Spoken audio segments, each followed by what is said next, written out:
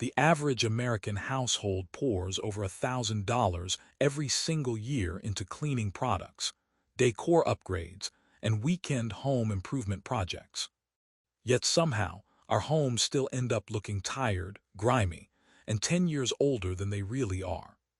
Meanwhile, I walk into a friend's apartment in Tokyo, a place built in 1982 with the original kitchen cabinets, and it radiates a freshness that feels like it was just unveiled this morning. It is not money, it is not square footage, it is not that they are somehow obsessive clean freaks. It is 20 everyday mistakes we keep making without even noticing, tiny habits that silently suck the life and youth out of our spaces. Today I am counting them down for you, from 20 to 1. These are the simple, often invisible missteps that make your home look old and dirty, and the genius Japanese rituals that will fix them starting tonight. I lived in Japan for over 6 years, and that time completely rewired how I see a room. Let me show you what I learned. Mistake number 20. You are drowning your home in harsh, naked light bulbs. Most American living rooms have one glaring overhead fixture that casts unflattering shadows and stamps every wall with a sickly institutional pallor. In Japan, light is called akari, which means more than just illumination. It means the layered, warm quality of light that honors the space and the people in it. A Japanese home never relies on a single ceiling beast. They use floor lamps that wash the walls in gold, soft under cabinet strips in the kitchen, and paper lanterns called anden that diffuse a gentle peach glow. The reason this matters is brutally practical. Harsh white light, especially the cool blue LED bulbs we grab at the hardware store, reveals every speck of dust on a surface, every minor scuff on a floor, and makes even fresh paint look yellowed and drab. Warm, indirect light at around 2700 kelvins blurs imperfections and makes wood, skin, and textiles look alive. It softens the room like a gentle hand. My first month in Kyoto, I stayed in a tiny apartment where the only overhead light was a single bare bulb. The place looked like a prison. My neighbor, an elderly woman named Mrs. Yamamoto, invited me over for tea. Her home was the same size and age, but it glowed. She had 3 small lamps placed near the floor and one soft lantern near the dining table. The tatami mats seemed to radiate warmth, and even the teacups looked more beautiful in that light. I asked her secret. She laughed and said, "Don't interrogate a room. Let the light hug it." That night I unscrewed my overhead bulb, bought a $15 warm lamp, and the difference was so shocking that my video call friends thought I had repainted. I even noticed that the dusty corners I had been ignoring simply vanished in the soft shadows. A small honest caution here. If you use traditional paper lanterns, keep them away from curtains and never leave them unattended. Modern warm LED bulbs in a safe fixture give you the same glow without any worry. Tonight, I want you to walk into your living room at dusk. Flick on every light you normally use. If you see harsh pools of white, turn them off and plug in a single warm bulb at eye level. Notice how the age of the room seems to melt away. You are not changing the home.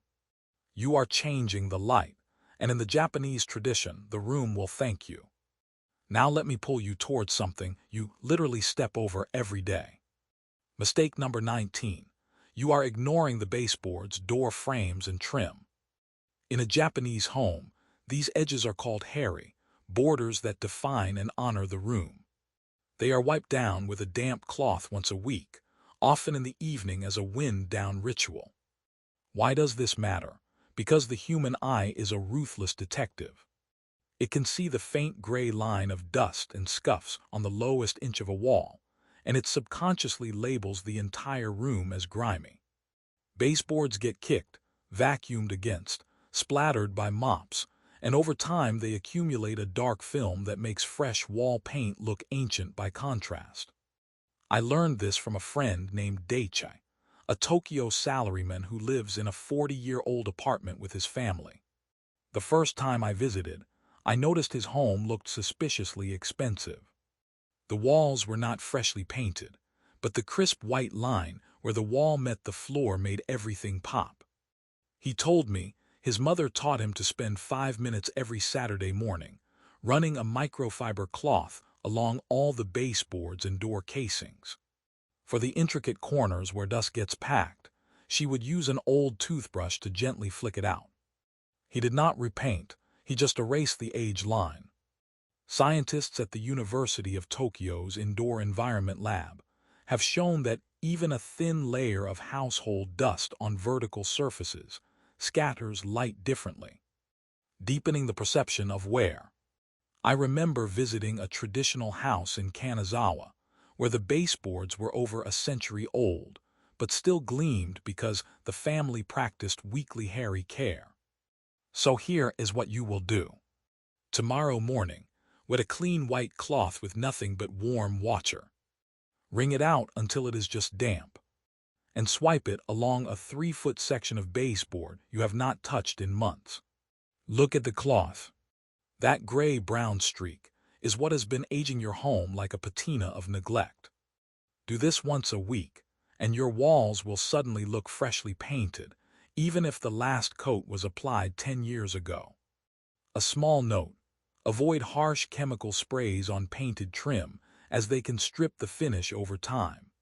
Plain water and a gentle touch are all you need.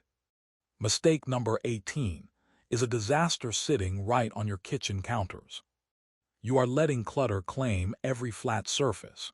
The Japanese kitchen philosophy is deceptively simple. No object lives on the counter unless it is actively being used that moment. No toaster, no coffee maker, no blender, no jar of spatulas.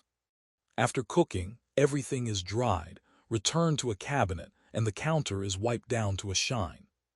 In Japan, this is not called tidying. It is called shokuji no ato no katazuke, the clearing after the meal.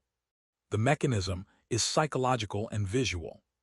A crowded counter immediately tells the eye mess, chaos. Old food splatters hiding behind the appliance. That visual noise ages your kitchen by a decade because it mimics the neglect of a rental unit nobody cares about. I remember staying with a host family in Osaka where the mother, Mrs. Tanaka, cooked 3 elaborate meals a day for 4 people. The moment she finished, she would hand wash every dish, dry it, and tuck it away. The countertops returned to a pristine white desert. One evening I asked her why she never left even the rice cooker out. She smiled and said, "Counter space is not storage. It is breathing room for the house." I tried this in my own American apartment years later. I cleared everything off my kitchen counters. I mean everything.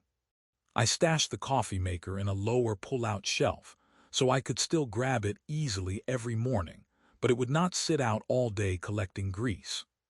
The instant transformation was nauseating in its simplicity. Friends who visited asked if I had remodeled. The kitchen looked bigger, cleaner, and 10 years newer. The only thing I left was a small wooden bowl with fresh lemons, which acted like a visual anchor of freshness. So here is your challenge.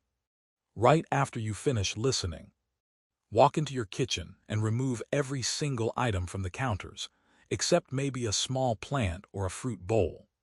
Wipe the entire surface with a clean cloth. Live like that for 1 week.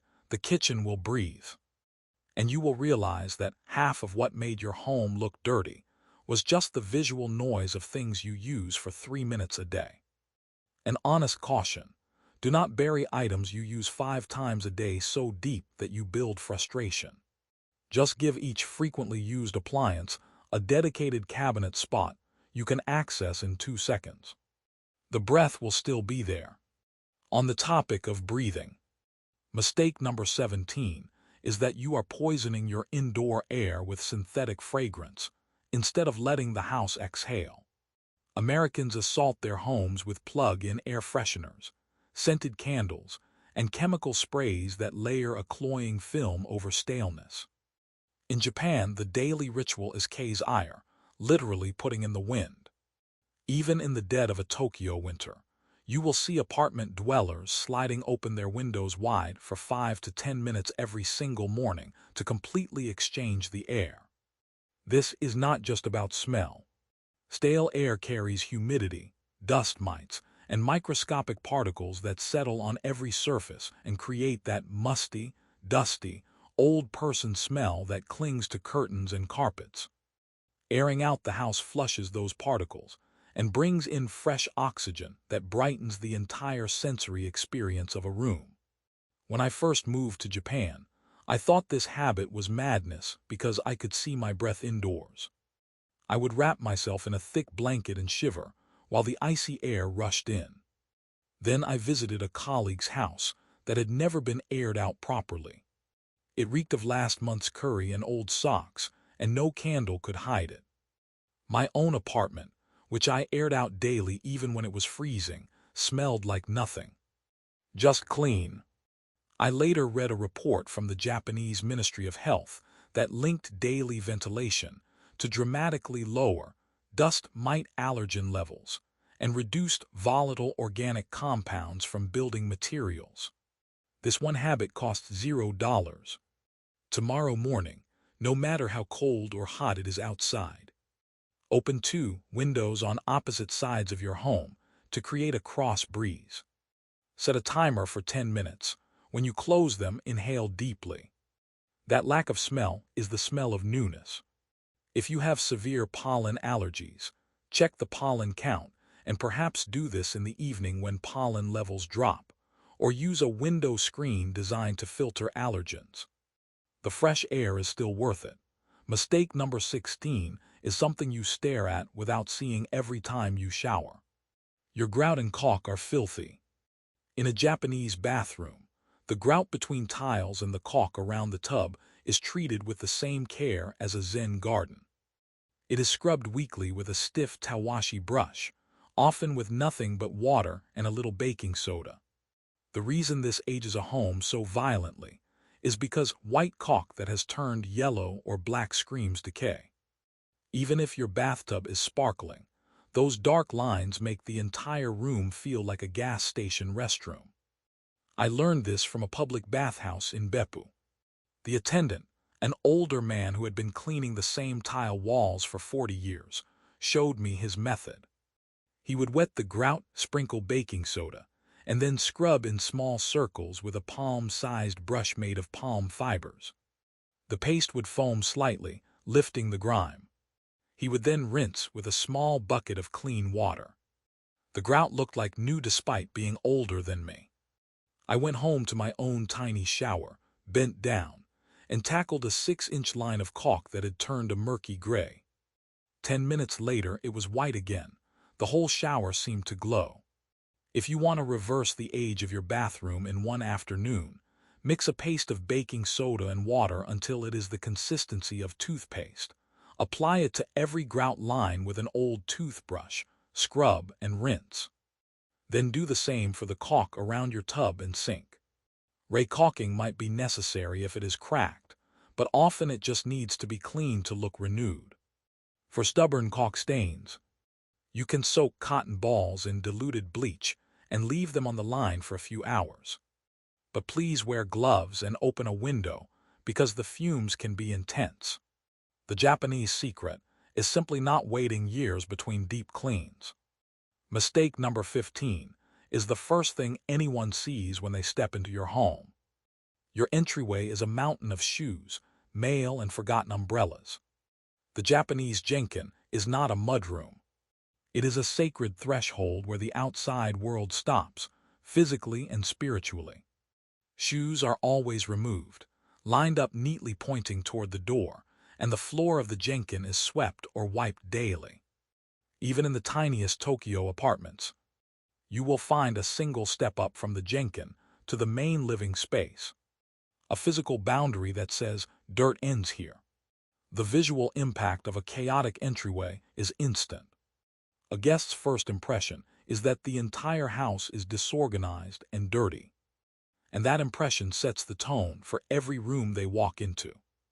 I remember visiting a family in Sapporo where the young daughter, no older than 4, would carefully place her tiny red shoes side by side on the stone floor before stepping up into the hallway. Her mother told me they taught her that the Jenkin is the face of the home, and a messy face shows disrespect to the spirit of the house. When I returned to the United States and visited family, I was shocked at the nests of sneakers, flip-flops, and junk mail piled by the front door. It instantly made the house feel tired and unloved, no matter how nice the living room was. I started simply.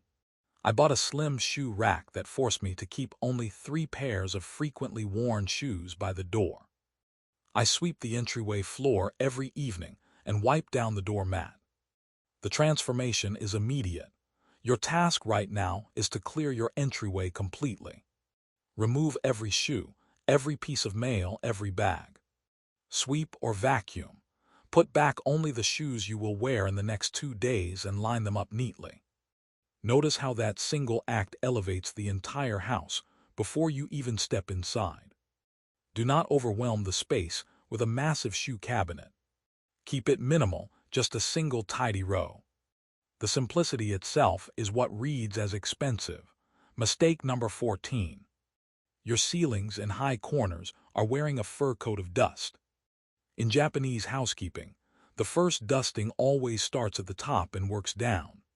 They use a long-handled hahaki duster, often made of soft feathers or microfiber, to sweep ceiling corners, light fixtures, and the tops of tall furniture weekly.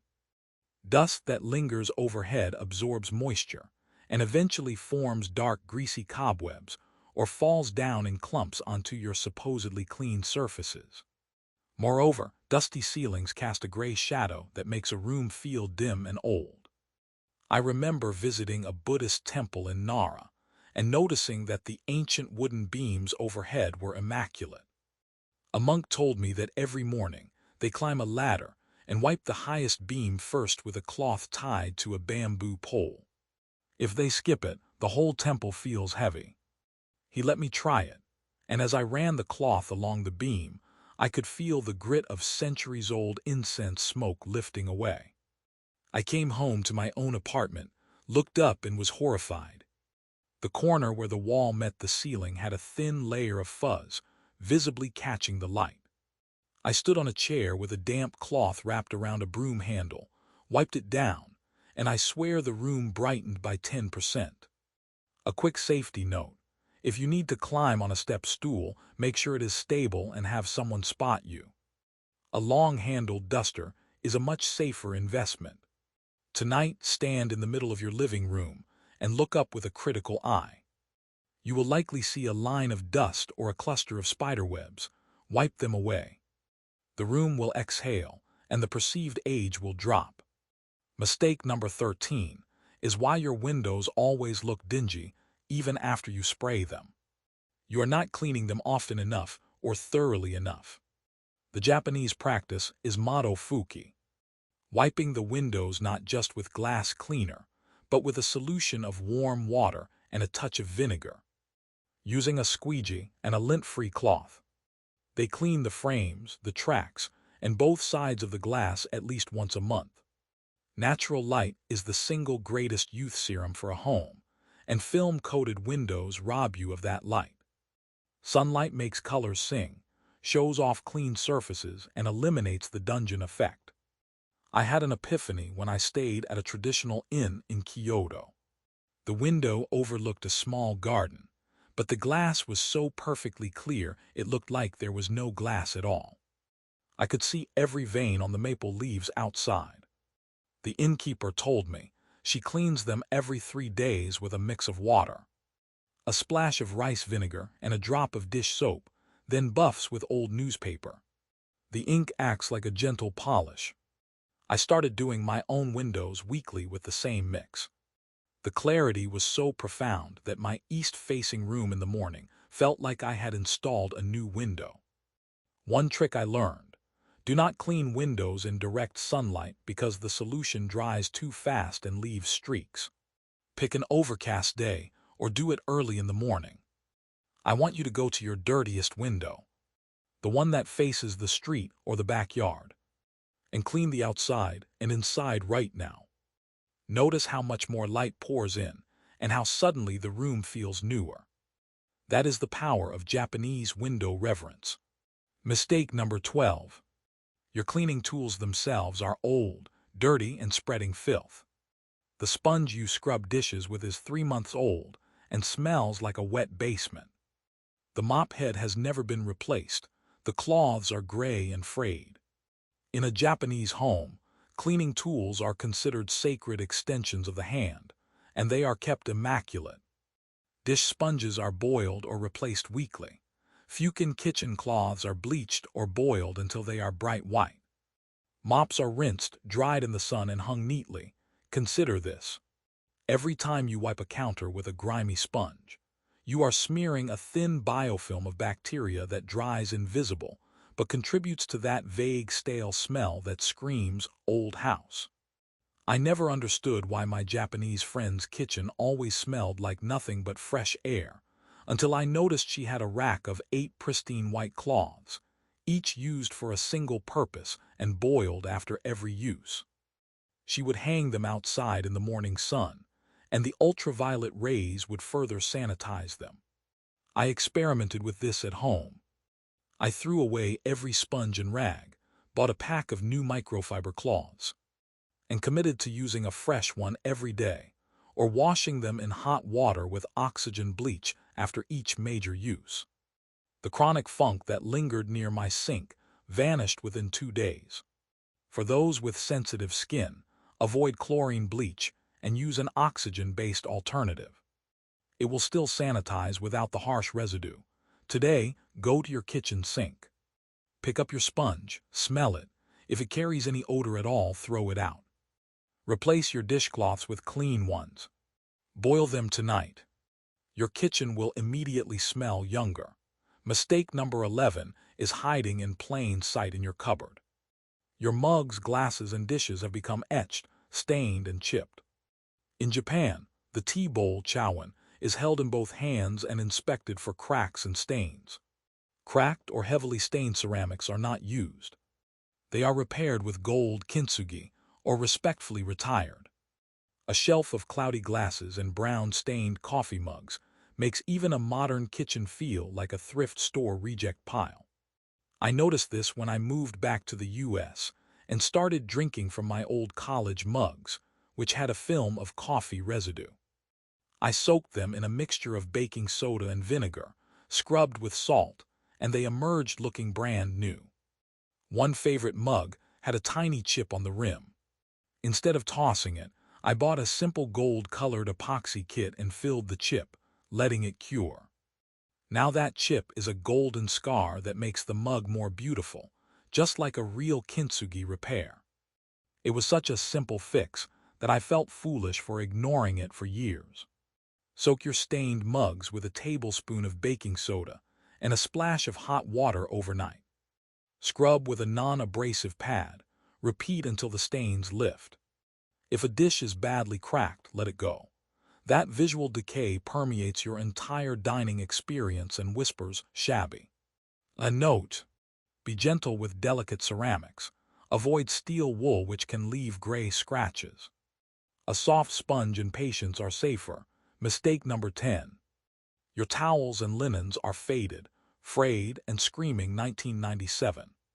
Japanese homes, especially traditional inns, use plush white towels that are sun-dried or tumble-dried with care. They are replaced or deep bleached the moment they lose their brilliance.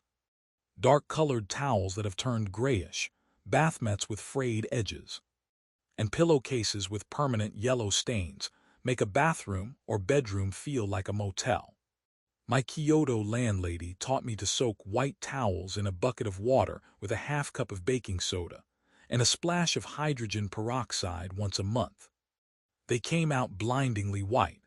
I still remember pulling a towel from that soak and holding it up to the window. The sun shone through it like a cloud. I started doing this with my own dingy towels. The bathroom suddenly looked like a spa.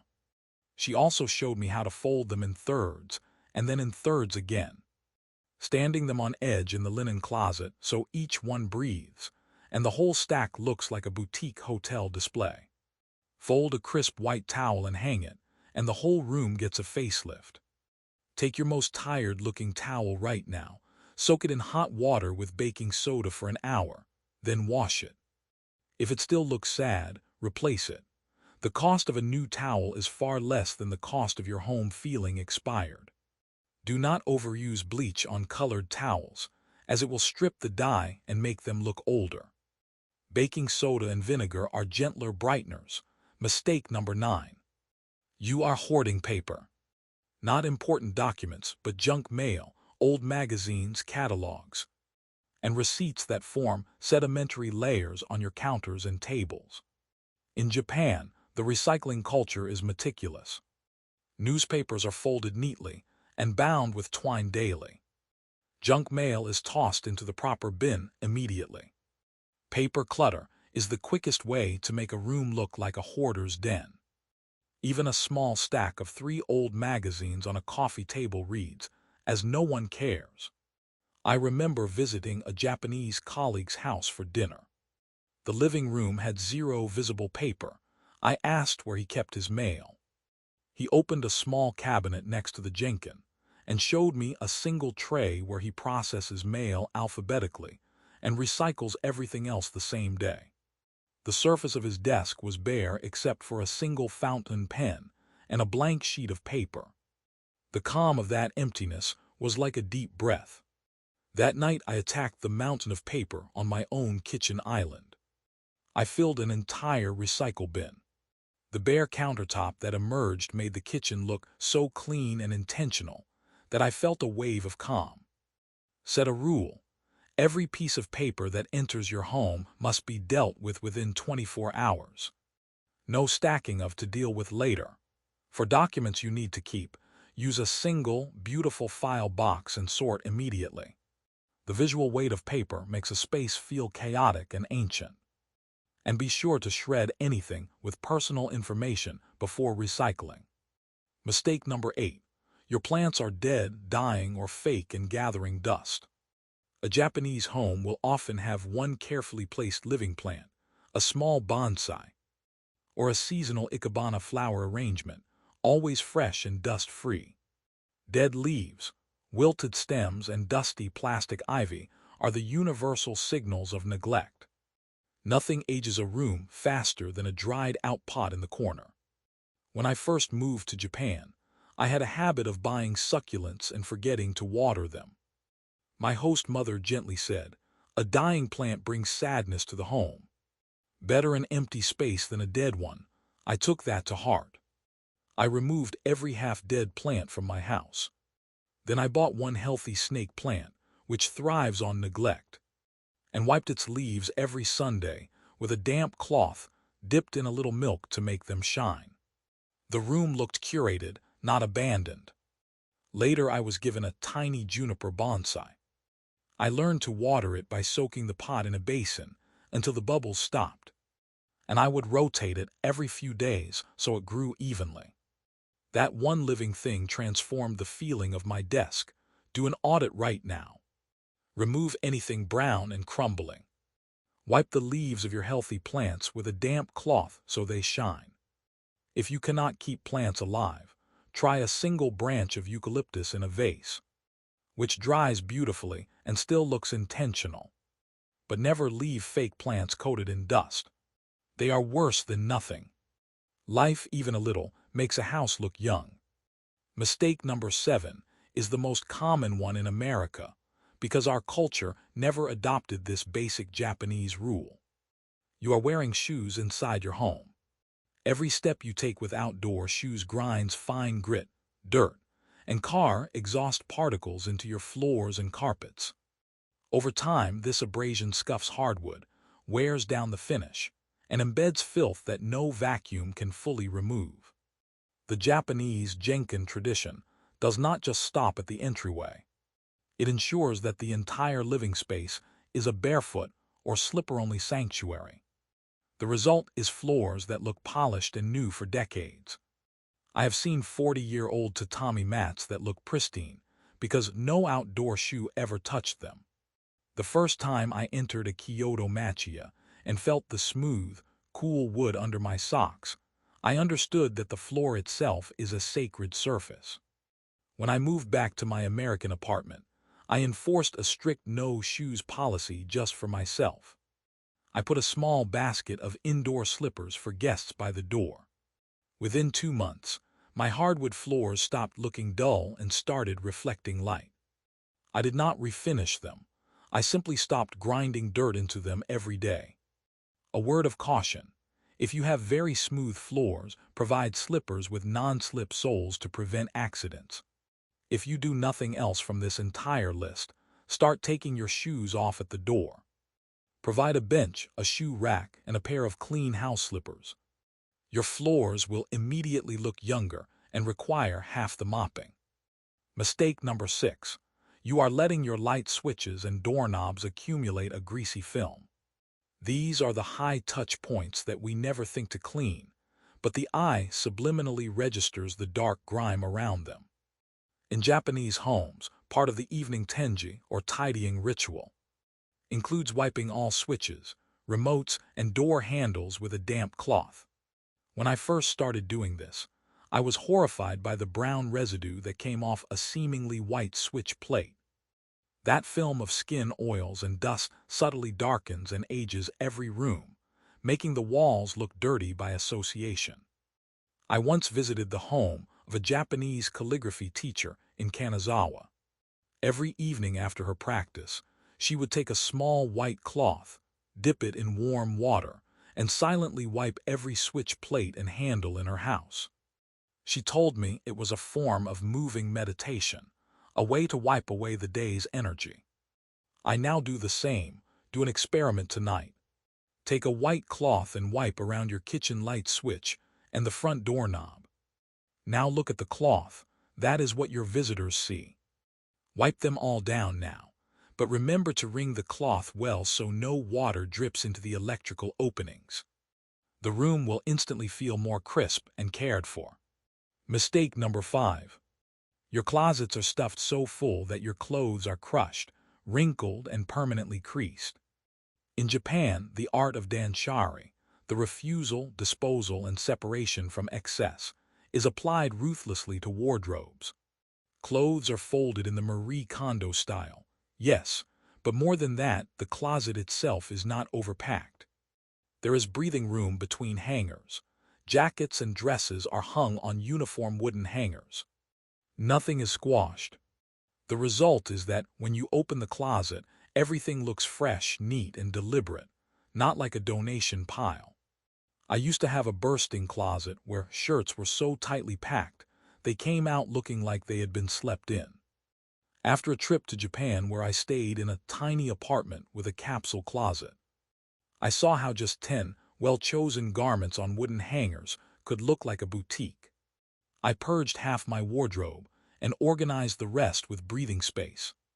I could finally see each piece, and the hangers no longer squeaked against each other. The visual difference was so pronounced that getting dressed became a joy. Your assignment is to open your closet right now and pull out everything you have not worn in a year. Donate it. Then space out the remaining hangers so you can slide a hand between each one. Your clothes will hang straighter, look newer, and the closet itself will stop exuding chaos. One honest caution: do not discard items that hold deep sentimental value just for the sake of minimalism. Keep a memory box or a designated small section for them, but let the main closet breathe. Mistake number 4. You are displaying old, faded, or crooked wall art and family photos from 20 years ago. In a Japanese home, the art on the wall is intentional and seasonal. They hang keikuju scrolls that are changed to reflect the season, or a single striking print. Faded photographs in dusty frames, or worse, cheap posters tacked to the wall, scream a lack of care. The ultraviolet damage on photos makes them look sepia-toned. Rotate them out or replace them with something fresh. My friend Yuki in Nagoya has a single ceramic plate hung on her living room wall, and each month she changes the display of a small seasonal flower in a vase beneath it. I adopted this concept by culling my gallery wall. I removed 10 faded prints and left 3 meaningful pieces in clean frames. The room instantly felt like a gallery, not a dorm room. I also learned to hang them at eye level in the Japanese manner, not too high, so they feel part of the room's breadth. Walk around your home and examine every piece of wall decor. If the colors have bleached to pastels or the frame is cracked, take it down. The walls will breathe, and the house will look more sophisticated and new. If you have nothing to replace them, a simple empty frame or a blank wall is more elegant than a tired poster. Mistake number 3 is invisible but deafening. You are not maintaining the silence of your home. Creaky doors, squeaky hinges, rattling windows, and humming appliances layer a constant noise that subconsciously ages a space. In Japan, hush is sacred. Doors are oiled, windows are sealed, and appliances are chosen for quietness.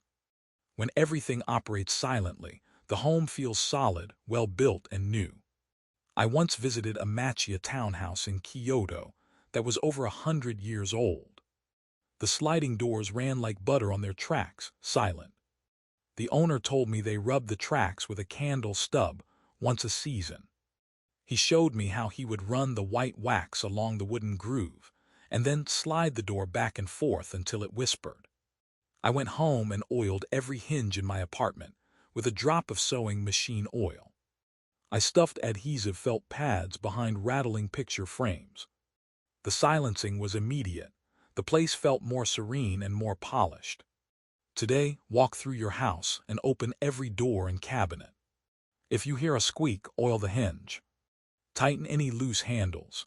For creaky floorboards, dust a little talcum powder into the cracks to quiet them. The cumulative quiet will elevate your entire environment. Just avoid using heavy lubricants on fine wood. A dry silicone spray or plain wax is safer. Mistake number 2. The grout on your kitchen backsplash and counter seams has turned black with mold and grease. Just like the bathroom, the kitchen edges are neglected. In Japan, the backsplash and the seam where counter meets wall are scrubbed with a small detail brush after every cooking session. This prevents the slow buildup of a dark line that makes even white subway tile look decades old. I used to have a tiny line of black mold along the caulk behind my sink. I ignored it for a year because I thought I would need to re-caulk. One afternoon, I soaked cotton balls in bleach, placed them along the caulk line, and left them for 3 hours. When I removed them, the caulk was white again. The kitchen suddenly looked pristine.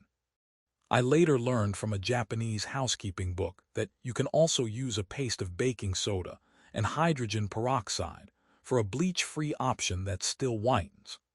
Try this tonight on any caulk seam that has darkened. Apply the paste, let it sit for an hour, then scrub gently with a toothbrush. It is the cheapest facelift on earth. Make sure to rinse thoroughly afterward so no residue dries and attracts new dirt. Mistake number 1.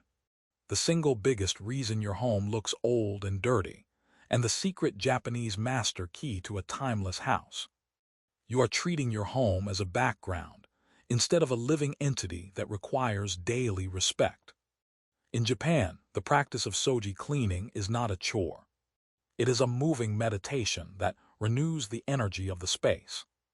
Every evening, a quick sweep, a wipe down of surfaces, a putting away of things. Not a deep clean, but a continuous gentle maintenance that means deterioration never gets a foothold.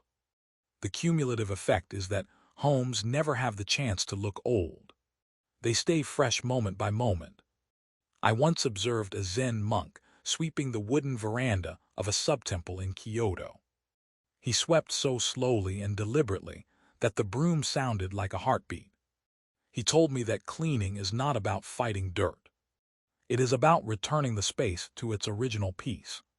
When I lived in Japan, I adopted a 15-minute nightly reset.